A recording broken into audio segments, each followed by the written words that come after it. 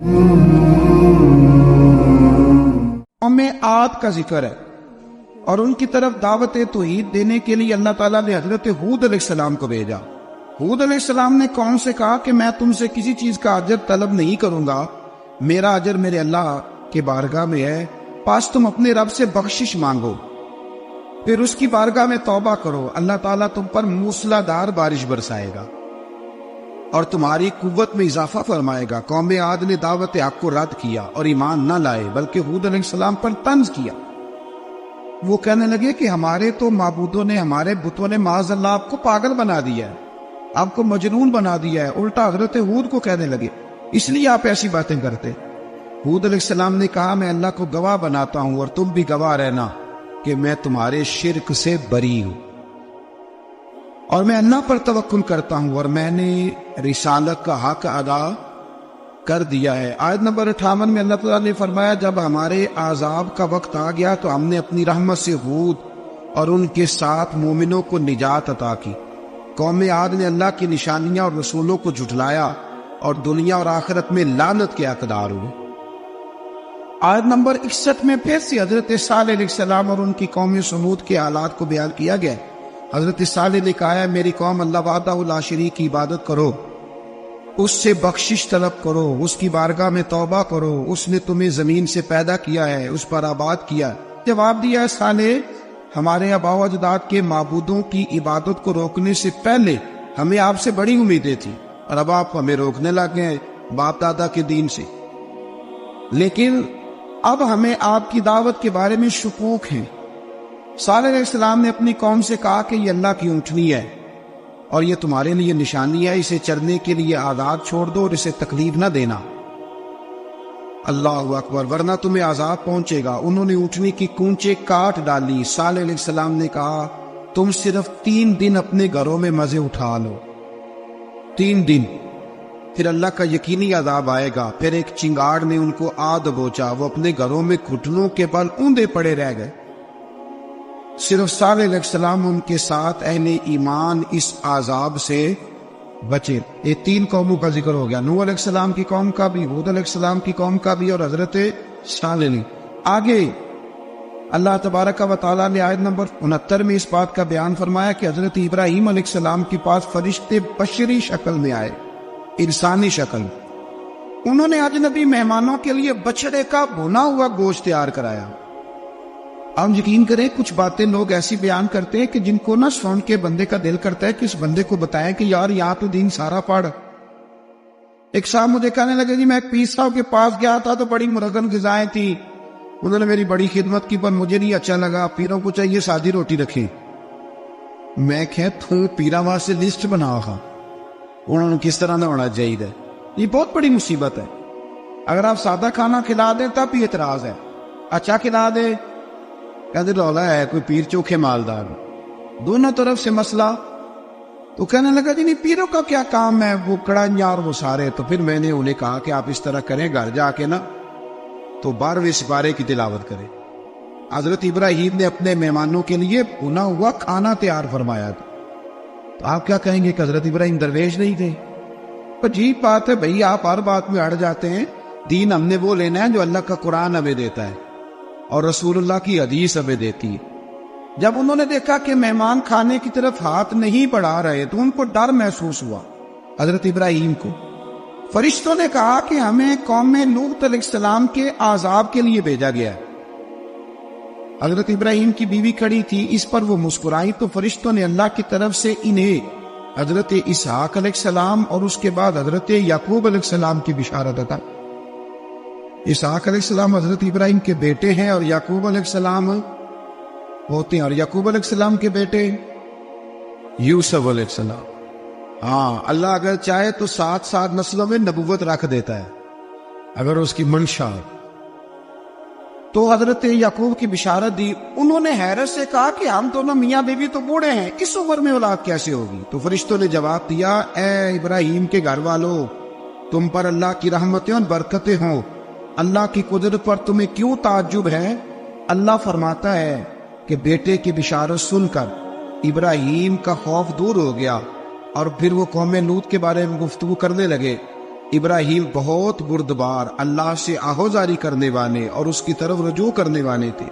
اللہ تعالیٰ نے حضرت ابراہیم علیہ السلام کو فرمایا، اے ابراہیم، اس گزارش سے آپ گریزاں رہیں، اس کا یقینی فیصلہ ہو چکا ہے اور ان پر نہ ٹلنے والا عذاب نازل ہو کے رہے گا۔ وہ کیا گناہ کرتے تھے؟ لوط علیہ السلام کی قوم میں نے بتایا تھا، مرد مردوں سے بدفعلی کرتے۔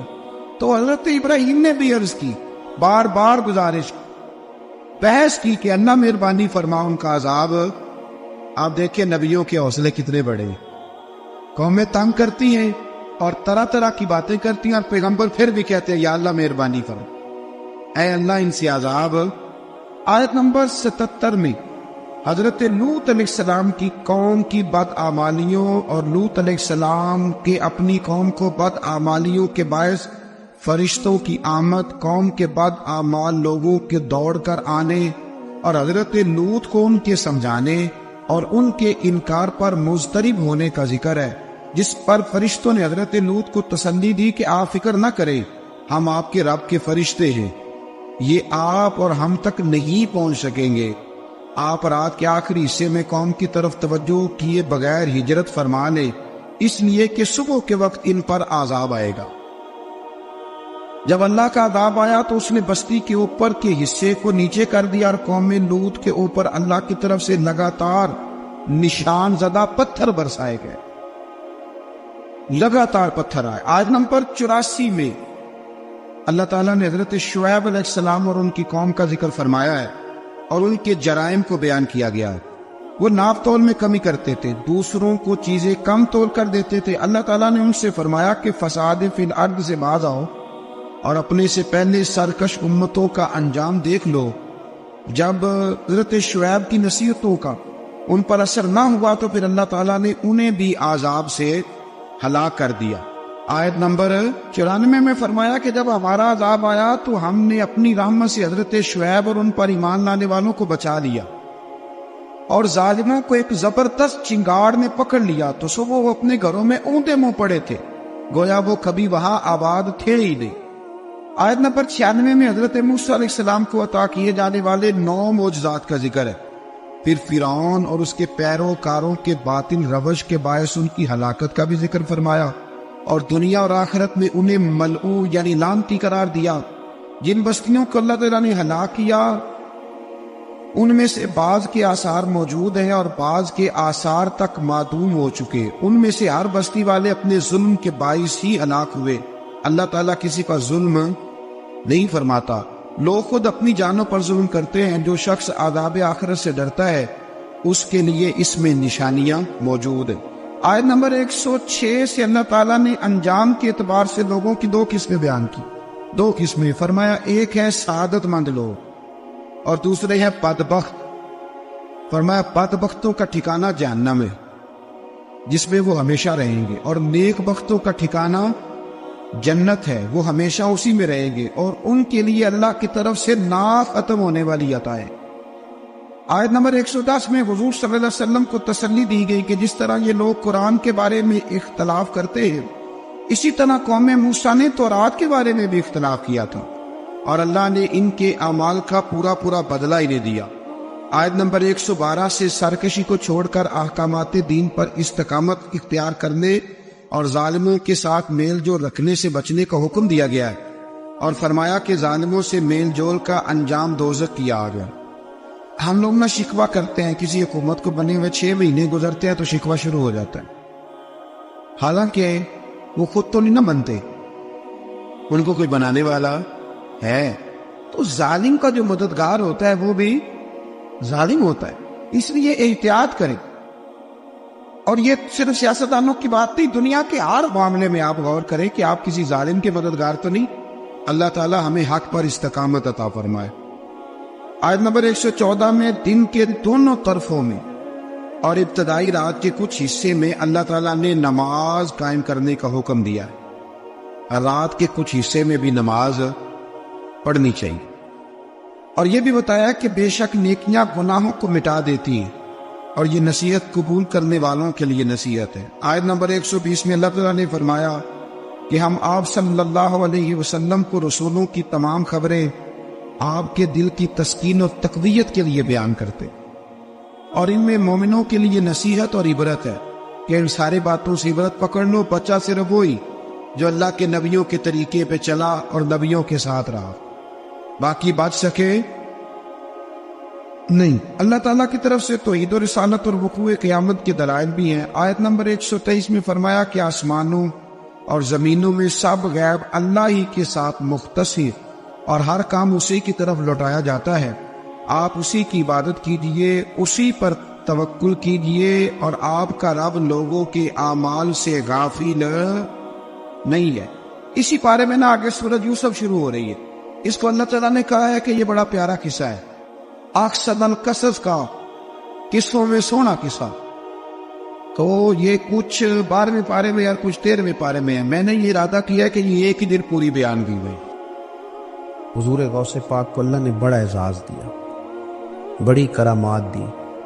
آپ فرمایا کرتے تھے میں نے 40 سال اپنے رب کو راضی کیا مصلی پہ بیٹھ کے۔ تو میرے مالک نے پھر پوچھا ہے کہ عبد القادر کچھ مانگ لے، کوئی بات کر لے، تو سیدنا غوث اعظم رضی اللہ تعالیٰ عنہ فرماتے ہیں کہ میں نے پھر اپنے رب کریم کی بارگاہ میں عرض کیا، مالک جو قیامت تک مجھ سے محبت کرے فضل کرنا اسے بغیر توبہ کے موت نہ دینا۔ تو میرے رب نے میری اس دعا کو شرف قبولیت عطا فرمایا کہ جو مجھ سے پیار کرے گا، میرا نام لے گا، وہ بغیر توبہ کے نہیں مرے گا۔ جنات بھی آپ کی بارگاہ میں حاضر ہوتے۔ آپ کو شیخ بحر و بر کہا جاتا ہے۔ جب آپ نے منبر پر بیٹھ کر یہ اعلان فرمایا نا کہ میرا یہ قدم ہر ولی کی گردن پر ہے، تو خراسان کے جنگلوں میں معین الملت ودی نتائے رسول ہند الولی خواجہ معین الدین اجمیری موجود، تو وہاں اعلان کرنے لگے، کہنے لگے غوث پاک صرف گردن پہ کیوں، آپ میری آنکھوں پہ بھی قدم رکھیں، میرے سر پہ بھی قدم رکھیں۔ اللہ نے ان اولیاء کو بڑا اعزاز دیا، انہیں اللہ نے بڑی شان دی۔ اپنی نسبت اللہ کے بندوں سے مضبوط رکھیں۔ ضروری نہیں کہ آپ کسی جگہ مرید ہی ہوں گے تو آپ کی نسبت مضبوط ہوگی۔ آپ خواجہ معین الدین سے پیار کریں، آپ حضرت بہاءالحق نقشبند بخاری سے پیار کریں، داتا علی اجویری سے پیار کریں، آپ غوث پاک جیلانی سے، آپ اللہ کے نیک بندوں سے محبت کریں، ان کا تذکرہ سنیں۔ اب تو پوری مہم چلی ہوئی ہے اللہ کے بندوں کے خلاف، لوگوں نے ایسا وار چلایا کہ بس جی کچھ بھی نہیں جی، آپ چھوڑے، آپ ڈائریکٹ کتاب و سنت کو پڑھیں، کوئی بھی نہیں جی، کوئی ولی نہیں۔ تو پھر وہ جو اتنی آیتیں، وہ حدیثیں، وہ سارا کچھ، اس کا مطلب ہے امت میں ولی ہوتے ہی نہیں۔ تو الا ان اولیاء اللہ لا خوف علیہم ولا هم یحزنون کا کیا معنی ہے؟ اس کا کیا مطلب؟ آپ نے تو ملیا میٹ کر دیا سارا، پوری مہم چلی، اللہ کے بندوں سے پیار کرے۔ اور میرے نبی پاک صلی اللہ علیہ وسلم نے فرمایا جو جس سے پیار کرے گا قیامت کے دن اسی کے ساتھ اٹھایا جائے گا۔ اور حضرت ابو ذر غفاری نے عرض کیا تھا یا رسول اللہ اگر وہ ان جیسے عمل نہ بھی کرے تو فرمایا اللہ بڑا کریم ہے، ایمان کی سلامتی سے جائے اللہ ان کے ساتھ ہی کھڑا فرما دے گا۔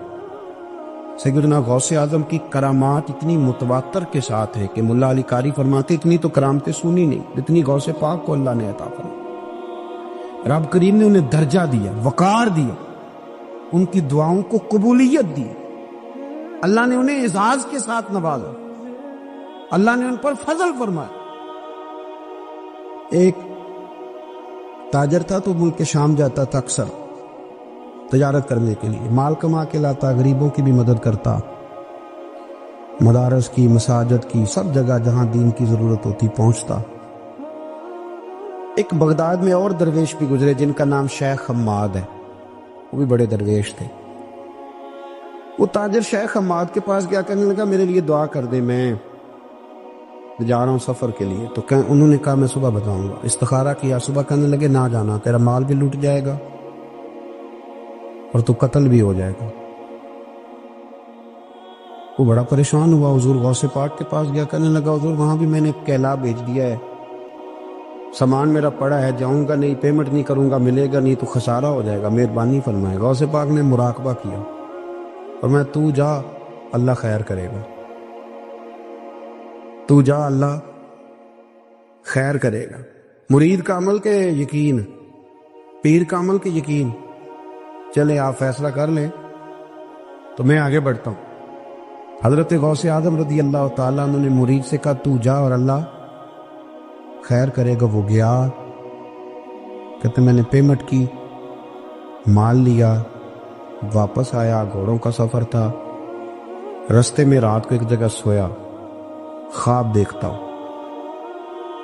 خواب میں ڈاکو آ گئے. انہوں نے پہلے مال لوٹا، پھر مجھے قتل کیا. اور جب میرے گردن پہ انہوں نے خنجر چلائی، خواب دیکھ رہا ہوں، تو میری فٹافٹ آنکھ کھل گئی.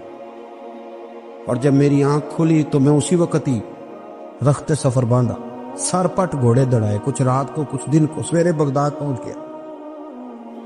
کہتے خیال تھا کہ پہلے غوث پاک کے پاس جاؤں گا، لیکن پہلے شیخ حماد سے ملاقات ہو گئی. میرا چہرہ دیکھا، پریشان تو دیکھ کے مسکرائے، فرمانے لگے بھی تیرا پیر بڑا شاندار ہے، تیرا پیر بڑا شاندار ہے. وہ کام جو حقیقت میں ہونا تھا نا، حقیقت میں انہوں نے دعا کی ہے تو رب کریم نے اسے خواب بنا دیا ہے.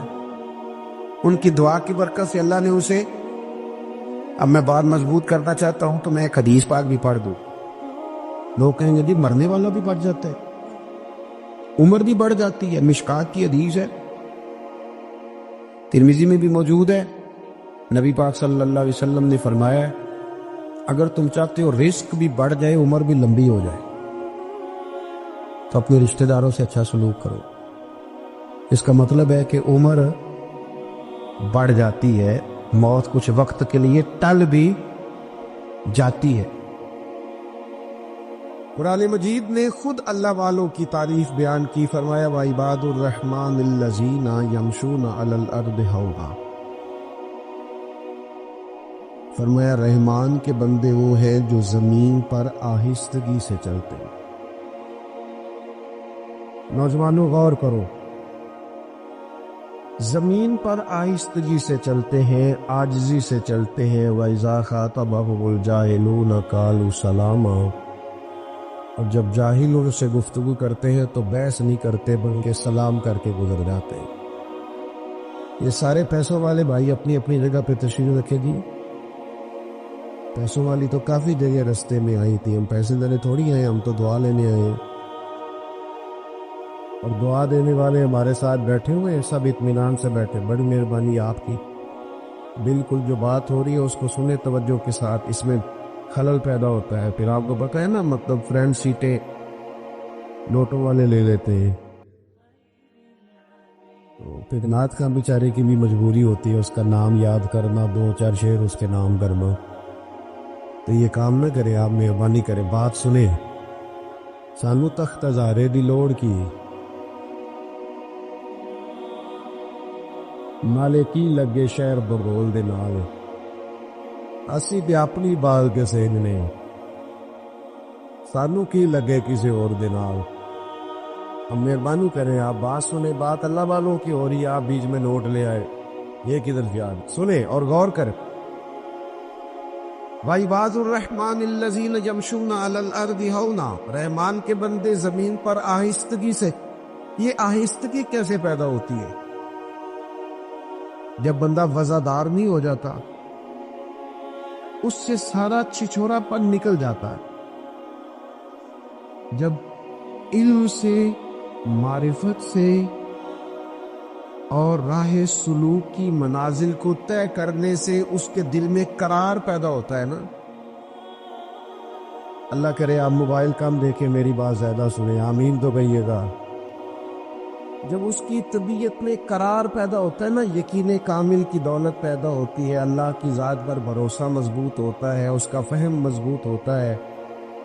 وہ بے چینی سے، بے قراری سے، معاذ اللہ ہاتھ پھیلانے سے، وہ کسی کی طرف لالچ سے دیکھنے سے، ہرس سے، حوث سے، طمع سے پاک ہو جاتا ہے نا. پھر وہ وفادار ہو جاتا ہے، قناعت پسند ہو جاتا ہے. پھر اس کے لب و لہجے میں آپ کو کہیں بے چینی نظر نہیں آتی. تڑپتا، سسکتا، شہرت کا بھوکا، مال کا بھوکا کہیں نہیں وہ نظر آتا. جب وہ وفادار ہو جاتا ہے تو پھر ذرا آہستہ آہستہ چلنا شروع کر دیتا ہے. پھر اس کی طبیعت میں ٹھہراؤ پیدا ہوتا ہے. ٹھہراؤ، کوئی شوق نہیں ہوتا، وہ کوئی چل نہیں ہوتا. کہیں اس کی طبیعت کے اندر آپ کو کوئی ایسی چیز نہیں نظر آتی جس سے محسوس ہو کہ یہ کہیں الجھ سا گیا. بھائیو، اللہ کے بندے آہستگی سے چلتے ہیں، بردبار ہوتے ہیں، وزادار ہوتے ہیں، ان کی طبیعت میں ٹھہراؤ۔ یہ جو آج بے چینی ہے، بے قراری ہے، نوجوانوں کی ٹوٹتی بکھرتی سوچیں ہیں، وسوسوں کے غلبے ہیں، پتہ نہیں کیا ٹھیک ہے، پتہ نہیں کیا غلط ہے، پتہ نہیں کون درست کہہ رہا ہے، پتہ نہیں کس کی بات ٹھیک ہے۔ اللہ کا بندہ جب ان ساری باتوں سے نکل کے یقین کی دولت پہ چلا جاتا ہے، پھر وہ ذرا آہستہ آہستہ چلنا شروع کر دیتا ہے۔ نبی کریم علیہ السلام کی طبیعت بڑی بردبار تھی، حضور میں بڑا حوصلہ تھا۔ آج نہ ہم بردبار نہیں، ہمارا دشمن، ہمارا مخالف ایک پوسٹ کرتا ہے ہمارے خلاف، پھر ہم اپنی ساری صلاحیتیں اس کو جواب دینے میں لگا دیتے ہیں، اصل کام رہ ہی جاتا ہے، پھر سارا ٹائم لگ جاتا ہے اس کو جواب دینے میں۔ اللہ کے بندے، اتنی فرصت کس کو ہے؟ اتنی فرصت کس کو ہے کہ ہر ایک کے منہ لگے؟ آپ میں بردباری، ٹھہراؤ، حلم، رکنا، ٹھہرنا، سخت ترین بھی اگر کوئی شخص آپ کے ساتھ بات کرے تو آپ بردبار بنے، تھوڑا سا نا ہنس کے ٹالنے کا مزاج بنائے۔ اگر سب کی سطح پہ اتر کے ان سے بات کرو گے تو آپ کا کوئی معیار نہیں رہے گا زندگی میں۔ تھوڑا سا نا، مشکات میں حدیث ہے، اب اتنے سارے بزرگ بیٹھے ہیں، لکاری صاحب بھی تشریف فرما ہے، اب میں کوئی یہاں حوالہ پیش کروں گا تو وہ بھی بڑا عجیب لگے گا ان بزرگوں کے سامنے، تو مطلب کیسا دستور زبان بندی ہے تیری محفل میں کہ بات کرنے کو ترستی ہے زبان میری۔ چلو میں کسی سے کوئی دو باتیں ادھار لے کے کر دیتا ہوں، اس نے کہا تھا کہ انہی کے مطلب کی کہہ رہا ہوں، انہی کے مطلب کی کہہ رہا ہوں، بس زبان میری ہے بات ان کی، اور انہی کی محفل سوارتا ہوں، چراغ میرا ہے رات ان کی۔ دو چار باتیں عرض کرنی، آپ تھوڑا توجہ فرمائیں۔ ایک صحابی نا بڑے پریشان ہو کے اور بڑی تکلیف میں اور بڑے درد سے آئے اور آ کے عرض کی، یا رسول اللہ صلی اللہ تعالی علیہ وسلم، کفار تو آپ کا نام بگاڑ کے اب آپ کو برا بھلا کہتے ہیں، معاذ اللہ ثم معاذ اللہ۔ اس کو سمجھیے گا، آپ کا کیا خیال ہے؟ چڑھانے والا زیادہ خطرناک ہوتا ہے کہ چڑھ جانے والا؟ آپ چڑھنا چھوڑ دیں، لوگ چڑھانا چھوڑ دیں گے۔ ہاں، وہ میں ایک دفعہ گاڑی سے اترا اپنے شہر میں اور محفل میں گئے، دوبارہ بیٹھنے لگے تو پیچھے سے ایک صاحب نے آواز کسی کرنے لگے، اور ملا دیو، تو وہ اکیلا تھا، ہم چار تھے۔ جب میں نے پلٹ کے دیکھا تو ڈر گیا، پریشان ہو گیا۔ میں نے آواز دی، میں نے کہا بھائی بات سننا، تو وہ ڈر رہا، تو میں نے کہا پریشان نہ ہو، کچھ بھی نہیں کہیں گے، وہ جو کہا ہے وہ ایک دفعہ اور کہہ دو۔ تمہارا کیا خیال ہے؟ میلاد والے ہونا کتا نہ ہے، یہ تو ہمارا فخر ہے۔ تو جگتے داس اسی ہے نا میلاد والے، جے کر یار دے نام دا ملے مینا۔ ہاں ہاں، ان چولی پا لیے پنجے سوتیے نا، جا یہ کر یار دے نام دی ملے سولی، پھر چوٹا چوٹ لئیے پیچھا ہٹیے نا۔ تو 2 دفعہ نہیں، تو 100 دفعہ کہے تو ہمارا ناز ہے۔ ہم چڑھنا کس بات سے بھائی؟ ہم نے تو ناز کرنا ہے، جو چیزیں باعث فخر ہے ان پر فخر کرے۔ یہ سنیں، مشکات کی حدیث عرض کر رہا ہوں۔ عرض کی، یا رسول اللہ صلی اللہ تعالی علیہ وسلم، وہ آپ کا نام معاذ اللہ بگاڑ کے لیتے ہیں، وہ کہتے ہیں اگر ہم نے محمد ہی مان لیا تو محمد کا مان ہے تو جس کی بار بار تعریف کی رہا ہے،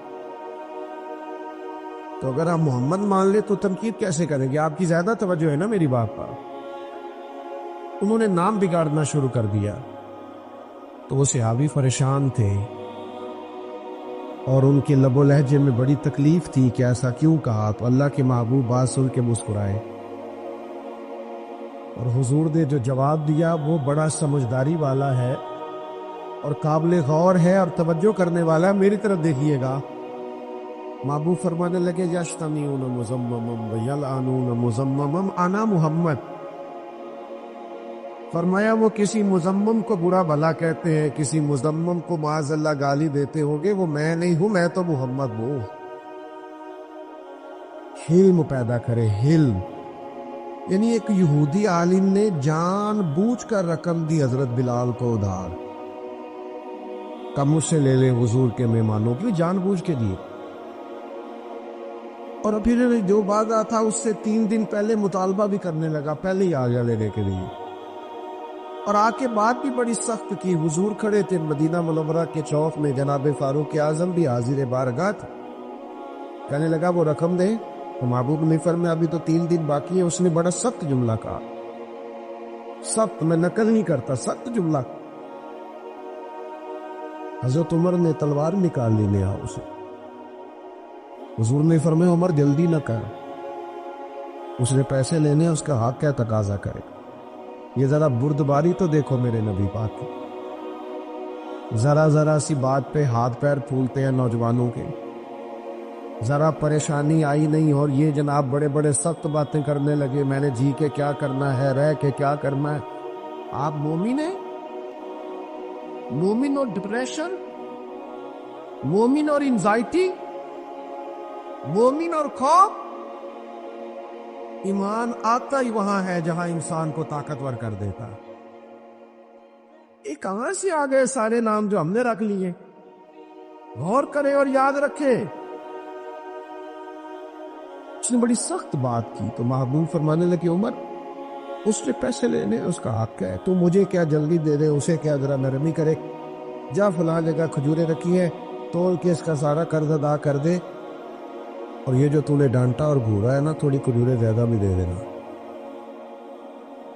हजरत फारूक आजम थोड़े मिजाज के जलाली थे, कहते मैं चला तो गया और खजूरें भी दे दी, थोड़ी ज्यादा भी दे दी। अब वो यहूदी आलिम ना मुझसे छोटे छोटे सवाल करने लगा हुजूर के बारे में। मेरी तरफ देखिएगा, वो सवाल करने लगा तो फरमाते मैं अब गुस्से में था, मैं तलख तलख जवाब देता। वो सुनो जवानों, वो यहूदी आलिम कहने लगा उमर यार मुझ पर जल्दी न कर, मेरी मजबूरी समझ, मैं आसमानी किताबों को जानने वाला आलिम हूं, मैं कोई जज्बाती फैसला कर नहीं सकता था। मैंने ना आखिरी नबी की जितनी अलामात पढ़ी थी वो सारी मदीने वाले में पाई जा। एक अलामत हुजूर की ये पड़ी थी कि जैसे जैसे कोई जहालत करता जाएगा ना, हुजूर का हिल्म बढ़ता जाएगा, नबी पाक की बुर्दबारी बढ़ती जाए। मैंने सारी अलामतें हुजूर में देख ली, तो मेरी मजबूरी समझ, मैं अपने आप को तसल्ली देना चाहता था, मैंने जानबूझ के उधार दिया था, जानबूझ के पहले तकाजा किया था। उमर यार मेरे साथ मेहरबानी करना, मैंने देख लिया है जितना हिल्म मैंने मदीने वाले में देखा है, जितना ज़रफ मैंने हुजूर में देखा है, जितना हौसला करीम महबूब में देखा है, इतना मैंने कहीं नहीं देखा। अब इस तरह कर, मेरा सिफारशी बन, मुझे साथ ले जा, मैंने हुजूर का कलमा पढ़ना। ओ भाई कहाँ इतनी बेचैनी आ गई, बेकरारी आ गई, इतने परेशान आप? मेरा तू के दीनी माहौल से ताल्लुक है और जिंदगी में बड़े बड़े मजमे मुझे देखने की अल्लाह ने तौफीक दी, तो बाज लोगों को ना आदत हो जाती है मेरी तरह के लोगों को स्टेज पर बैठने की। आप यकीन करें, अपनी तरह के बुजुर्गों की बात नहीं करता, उनको कभी नीचे बैठना पड़ गया तो परेशान हो जाते। तो खुदा के बंदो, सदर सदर ही होता है, वाले सदर में हो तब भी सदर है, अपने घर में हो तब भी सदर है। बुर्दबार बने, हौसला कर। आप यकीन करें, कभी सूफिया का स्टेज इस पर तनकीद ना होती अगर हमने खुशामद का दरवाजा ना खोला होता। नकीबे महफिल का तो ये कहना होता था कि फलां साहब आएंगे, अब वो ये करेंगे, नात पढ़ेंगे या तिलावत करेंगे या बयान करेंगे, लेकिन वो कसीदा खानी, वो अलकाबात की भरमार, वो तो हौसला तो का, थोड़ा बुर्द पार तो बाल। खुशबू बताया नहीं करती, खुशबू तो आया करती है। अगर कोई चीज होगी तो पता चल जाएगा। ये छलक छलक के बताना और खुल खुल के बात करना और इजहार करना और कोई तारीफ ना करे तो अपनी करने लग जाना। शुक्र है जी अल्लाह का, फलाना काम भी मैंने किया, तू ना तारीफ कर, ये किसी को करने दे, ये ठीक नहीं रहे। थोड़े बुर्दबार बने, थोड़ा हौसला। अल्लाह वालों में ना हौसला, बड़पलक, भला कितना हौसला होता है अल्लाह वालों में।